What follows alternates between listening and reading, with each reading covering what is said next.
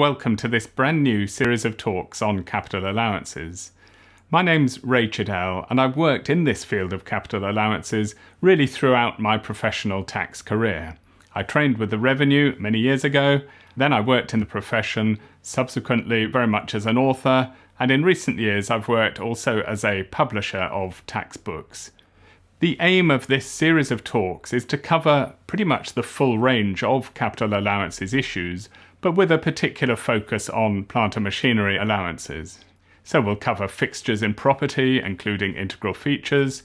We'll look at capital allowances for cars. We'll look at what constitutes qualifying expenditure, the whole meaning of plant and machinery, annual investment allowances, and much more than that. So by the end of the series, my hope is that we'll have covered pretty much everything that an accountant in practice needs to know about plant and machinery allowances, and I also hope to pick up on some of the other allowances to a lesser extent as well. But where to begin? Well, as the name suggests, capital allowances are given for capital expenditure. So what constitutes capital expenditure? Now, there's no positive statutory definition of capital expenditure in the Capital Allowances Act. The Act does tell us that certain amounts are excluded if they're deductible in calculating tax profits. But that only takes us so far. So we need to rely on accounting principles, but also very much on case law.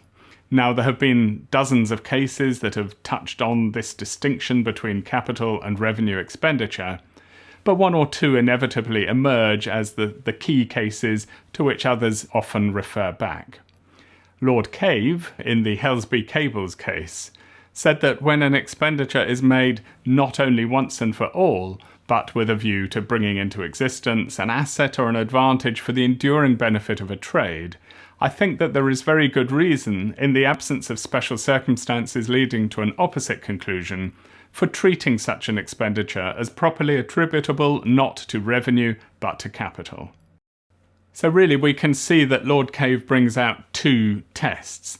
The first one is that expenditure is incurred once and for all, so one-off expenditure.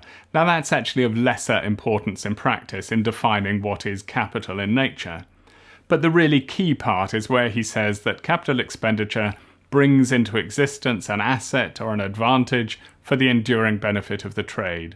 And that has been repeated in subsequent case law and is the cornerstone of the definition that we're looking for.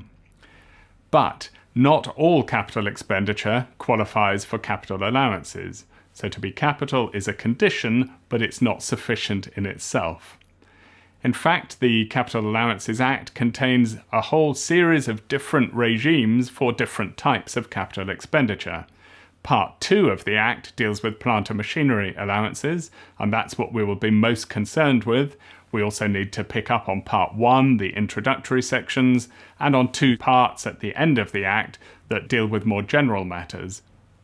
So we'll leave it there for this introductory talk, and next week I'll be starting to talk about plant and machinery allowances, looking at what constitutes qualifying activities and qualifying expenditure.